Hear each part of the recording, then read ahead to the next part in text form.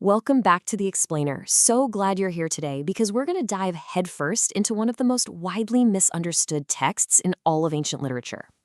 We are zeroing in on a single, incredibly brief verse from the book of Genesis, chapter 3, verse 21. It's a text that has somehow spawned centuries of massive theological assumptions. But today, we're going to strip all that back. We're going to look strictly at what the text actually says, and honestly, what it deliberately leaves out. Get ready, because this is a fascinating text-based investigation. I want you to start by just asking yourself this. What if the most famous clothing in history wasn't actually about what you always thought it was? Look, we've all heard the story of the Garden of Eden, right? The forbidden fruit, the expulsion, the whole shebang. And tucked right there at the very end of that narrative is this moment where God clothes the first humans in animal skins. But what if our modern assumptions have completely obscured the original brilliance and frankly the profound tenderness of this moment? Let's disrupt what we think we know and take a much closer look. To get to the bottom of this, we're going to follow a map for our investigation.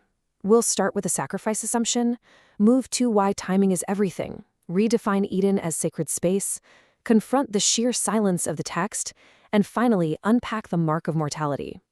All right, phase 1, the sacrifice assumption. Let's look at the popular theory.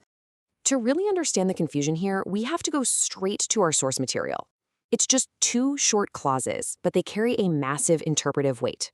Quote, "And Yahweh God made for the man and for his wife garments of skin, and he clothed them." That's it.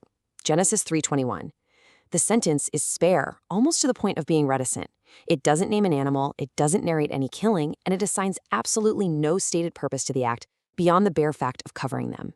It is incredibly neutral on its surface. Yet somehow, around this one tiny spare verse, a massive popular theology has grown up. For centuries, people have confidently claimed this is the very first animal sacrifice. You know, the traditional assumption that an innocent creature died to cover guilty humans, acting as this seed for the whole substitutionary sacrificial system that culminates much later in the Bible.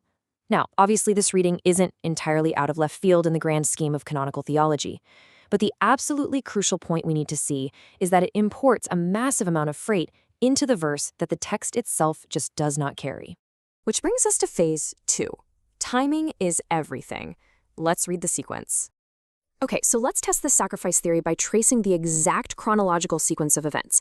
This structural observation gets passed over all the time, but it's vital. Moment 1, the humans' eyes are opened. Moment 2, they fashion those fig leaves for themselves. Moment 3, God makes the garments of skin and clothes them. And only then, moment 4, the expulsion from Eden. Now, this reveals a huge plot hole in the popular assumption, because God's provision of clothing happens before the exile. The very last recorded act of God toward the humans within the place of his presence is to cover them. Judgment and provision are interwoven right here in a single passage. And this sets up such a brilliant contrast in the narrative. Just consider the inadequate self-provision for a second. The humans sew together improvised partial vegetable fig leaves. It's basically just a girdle. They're ashamed, they try to cover themselves, and they totally fail.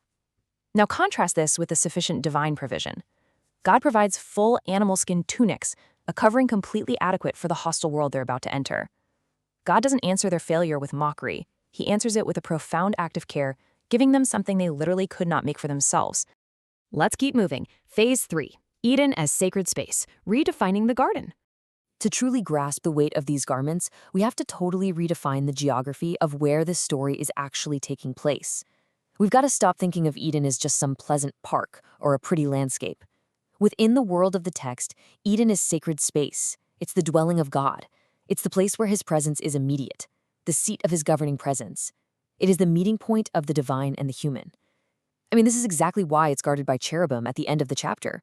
They aren't decorative garden statues, they're throne guardians protecting the holy from intrusion. This definition raises the stakes of the impending exile tremendously. They aren't just losing a garden, they're losing the immediate presence of God. Now, what is incredibly fascinating here is the original Hebrew vocabulary. The garments are kothnoth, which is the plural of kathaneth. That's just the ordinary word for a long, shirt-like tunic worn against the body. But here's the brilliant part. This is the exact same term later used for the garments of the priesthood who serve in God's presence. While the word isn't inherently sacred on its own, given that Eden is a sacred space, the priestly resonance here is undeniable. Think about it. The humans receive these priestly garments precisely as they are being sent out from that divine presence. And what exactly are they being sent out into? Well, the text gives us some heavy clues about this too. The figure who tempts them is no mere animal. Its speech and its presence within the sacred precinct identify it as a hostile divine rebel. This is an adversary intruding into a space it had no right to corrupt, which means the humans are being exiled into a spiritually contested world, a world where this adversary actually holds sway. They're stepping out of the protected center and directly into hostile territory. Suddenly, their need for proper, durable provision for this new world is incredibly urgent. Okay, phase 4, the silence of the text. Let's talk about what's missing. We've seen the context, we've seen the urgency, but now we need to respectfully dismantle that sacrifice theory by looking at what the text deliberately leaves out. We have to listen to the sheer silence of the text. Because if this was actually meant to institute substitutionary sacrifice, the text is missing practically every element required to tell us that.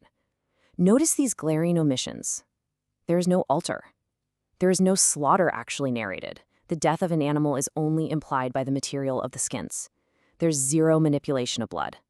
There's no offering language stating an animal died in their place. And there's absolutely no verb of atonement. To read substitutionary sacrifice into this verse is to construct a massive doctrine out of pure silence. It essentially forces the text to say something it is conspicuously withholding.